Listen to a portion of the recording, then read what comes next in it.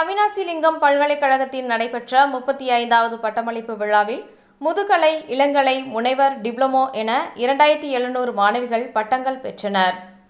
கோவை அவினாசிலிங்கம் மனையியல் மற்றும் உயர்கல்வி நிறுவனத்தின் 35வது பட்டமளிப்பு விழா பல்கலைக்கழக வளாகத்தில் உள்ள திருச்சிற்றம்பலம் அரங்கில் நடைபெற்றது.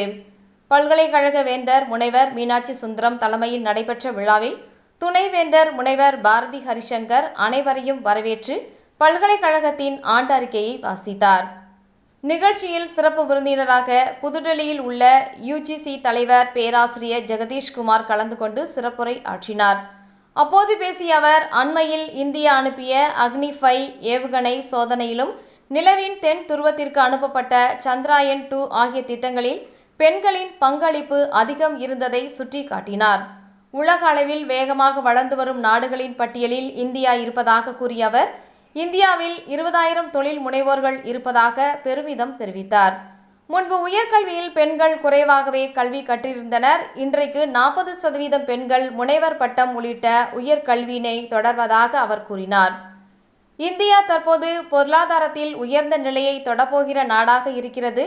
இளைஞர்களை அதிகம் பெற்ற நாடாகவும் உலக நாடுகள் அனைத்தும் இந்தியாவை தேடி வரும் நாடாகவும் உயர்ந்துள்ளது.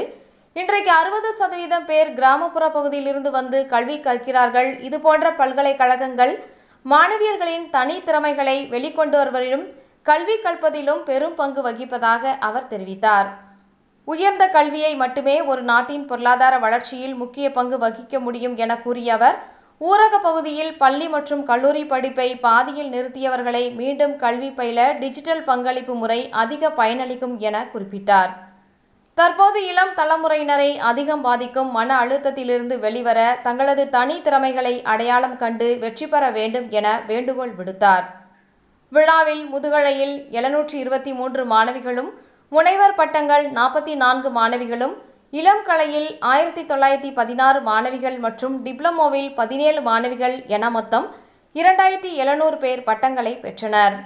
நிகழ்ச்சியில் பதிவாளர் முனைவர் கௌசல்யா, நிர்வாக குழு மற்றும் கல்விக்குழு உறுப்பினர்கள், நிர்வாக அதிகாரிகள், ஆசிரியர்கள், பட்டதாரிகள், பெற்றோர்கள் உட்பட பலர் கலந்து கொண்டனர்.